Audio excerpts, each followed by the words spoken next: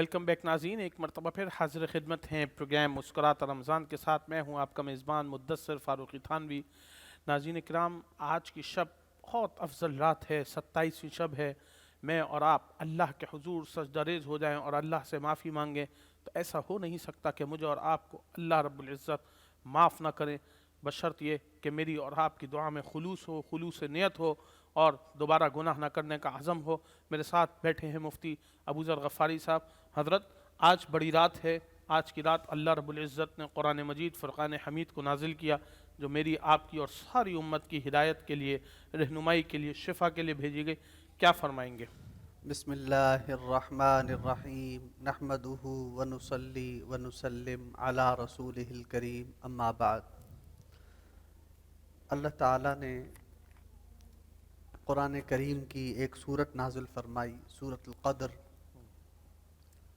اور اس رات کی فضیلت کے بارے میں. یقیناً یہ بہت بڑی فضیلت ہے اور بہت بڑی رات ہے. اس رات کی اتنی فضیلت ہے کہ صحابہ اکرام حضور صلی اللہ علیہ وسلم کے پاس آئے اور عرض کیا، آقا ہماری عمر بہت تھوڑی سی ہے، تو ہم تھوڑی سی عمر میں زیادہ نیکیاں کس طرح کر سکتے ہیں؟ تو یہ صورت نازل ہوئی اور اللہ تعالیٰ نے فرمایا، انا انزلناہ فی لیلۃ القدر، بے شک ہم نے لیلۃ القدر کو نازل کیا. اور کس کو نازل کیا؟ قرآن کریم کو بھی اللہ تعالیٰ نے نازل فرمایا. لیلۃ القدر کی عظمت کے بارے میں اللہ فرماتے ہیں، لیلۃ القدر کیا ہے؟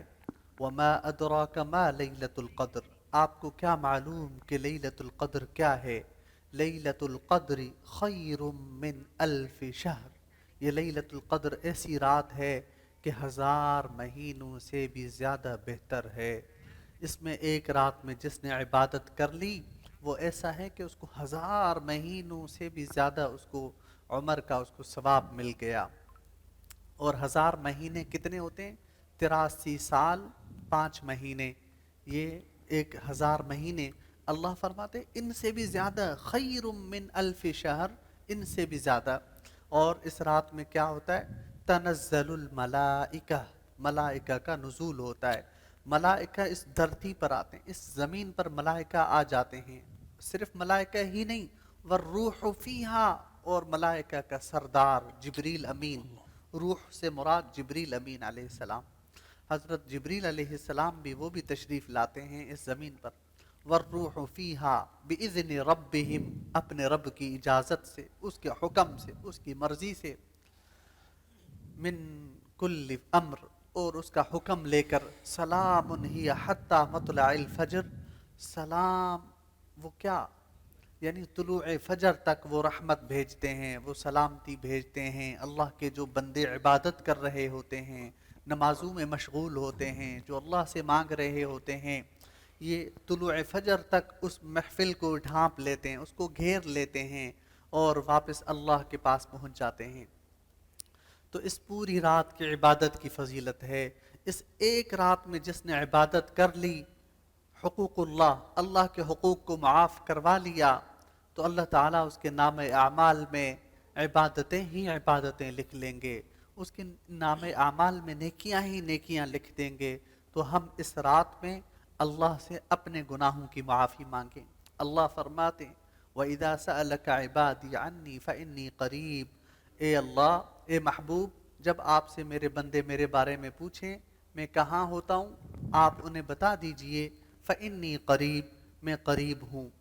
اجیب دعوت الداعی اذا دعان فلیستجیبوا لی ولیؤمنوا بی. دوسری جگہ ارشاد باری ہوتا ہے، وقال ربکم ادعونی استجب لکم، اے میرے بندو مجھ سے دعا مانگو، مجھ سے مانگو، میں ضرور عطا کروں گا. اور ایک روایت میں آتا ہے، اللہ کی ذات اس آسمان دنیا پر نازل ہوتی ہے اور اپنے بندوں سے ارشاد فرماتی، ہے کوئی میرا بندہ مجھ سے دعائیں مانگنے والا، ہے کوئی میرا بندہ مجھ سے رزق مانگنے والا، ہے کوئی میرا بندہ مجھ سے صحت مانگنے والا، ہے کوئی میرا بندہ اپنی تمام پریشانیوں کا حل مجھ سے مانگنے والا کہ میں اس کی تمام پریشانیاں دور کر دوں، میں اس کے لیے سارے رزق کے دروازے کھول دوں. سب کچھ اللہ سے ہم مانگیں. اور اس رات میں، ہر رات میں مانگنا چاہیے، لیکن اس رات کے لیے اللہ نے وعدہ کیا ہے. لیلۃ القدر عظمتوں والی، برکتوں والی، ایک تو اس کی یہ شان ہے۔ دوسری اس کی شان، اس رات قرآن کریم اللہ تعالیٰ نے اتارا، قرآن عظمتوں والا، وَنُنَزِّلُ مِنَ الْقُرْآنِ مَا هُوَ شِفَاءٌ وَرَحْمَةٌ لِّلْمُؤْمِنِينَ بے شک وَلَا يَزِيدُ الظَّالِمِينَ إِلَّا خَسَارًا۔ اللہ تعالیٰ فرماتے اس قرآن کریم کا نزول ہوا، اللہ تعالیٰ نے لوح محفوظ سے اس قرآن کریم کو آسمان دنیا تک اتارا۔ یہ قرآن کریم کے نزول کی رات ہے۔ تو اس رات میں ہم خوب اللہ تعالیٰ سے دعائیں مانگیں، گڑ گڑائیں، رو رو کر اسی کے آگے۔ ابھی ہمارا جو یہ پیغام چل رہا ہے لائیو، ماشاءاللہ ٹرانسمیشن چل رہی ہے، تو ہمارا یہی پیغام ہے، یہ جو ساعات رہ گئی ہیں، چند لمحے رہ گئے ہیں شب قدر کے، ہم اس رات میں اللہ کو راضی کریں، اللہ حضرت کو ماشاءاللہ منائیں۔ آج 27ویں شب ہے، شب قدر، اللہ کرے جی ہو جائے۔ جی جی۔ شب جمعہ بھی ہے، اور طاق یقینی رات ہے۔ حضرت شیخ الاسلام علامہ ابن تیمیہ رحمۃ اللہ علیہ نے لکھا ہے کہ طاق رات ہو، رمضان المبارک ہو اور جمعے کی رات ہو، تو یقینی بات ہے کہ شب قدر ہے۔ یعنی کہ آج شب قدر جی ہے۔ جی جی، علامہ ابن تیمیہ رحمۃ اللہ علیہ نے لکھا ہے کہ جمعے کی رات ہو اور جمعے کی رات بھی ہے، طاق رات ہو، یقیناً طاق رات بھی آج ہے، رمضان المبارک کا مہینہ تو شب قدر ہے۔ ہم اللہ سے مانگیں، اللہ سے دعائیں مانگیں، ہر دعا اللہ قبول کرتے ہیں۔ اور کیا دعا مانگنی چاہیے؟ آقا صلی اللہ علیہ وسلم نے خود ہمیں بتایا، حضرت امی عائشہ صدیقہ رضی اللہ تعالی عنہا سے روایت ہے، فرمایا اللہم انک عفو کریم تحب العفو فاعف عنی یا فاعف عنا، سارے مسلمانوں کے لیے، اپنے لیے فاعف عنی، اے اللہ تو معافی کو پسند کرتا ہے، تو بہت معافی کو پسند کرتا ہے، ہمیں معاف فرما دے، ہمیں معاف فرما دے، ہماری تمام خطاؤں کو دور کر دے۔ تو اسی طرح ہم یہ دعائیں اللہ تعالیٰ سے ہم مانگتے رہیں، خوب اللہ سے ہر دعا مانگے، خاتمہ بالخیر فرما، ایمان پر خاتمہ فرما، زندگی کی بھی ساری دعائیں ہم مانگیں، اپنے مسئلے حل نہیں ہو رہے ہم اللہ سے مانگیں، یقیناً اللہ عطا فرمائیں گے، اللہ ضرور ضرور ہماری دعاؤں کو قبول فرمائیں گے۔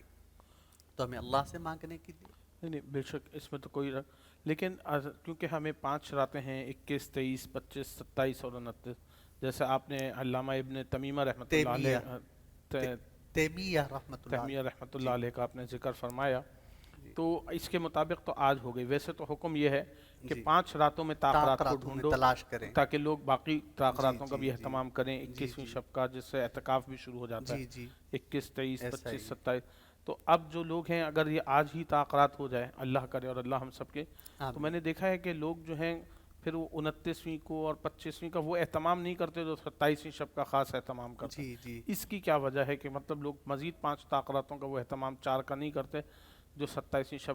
اس لیے کہ اس رات کو قرآن مجید فرقان حمید نازل ہوا، اس رات کی اللہ نے رب العزت نے فضیلت رکھی ہے، کیا فرمائیں گے؟ حضرت رمضان المبارک کی تو ہر رات شب قدر ہے، ہر رات شب قدر ہے۔ رمضان المبارک کی ہر رات کے لیے اللہ تعالیٰ کا وعدہ ہے کہ، اور اس رات میں حدیث پاک میں آتا ہے رمضان المبارک کا جب مہینہ چاند دکھتا ہے، رمضان شروع ہوتا ہے، اللہ تعالیٰ آسمان دنیا پر آتے ہیں اور اعلان فرماتے ہیں۔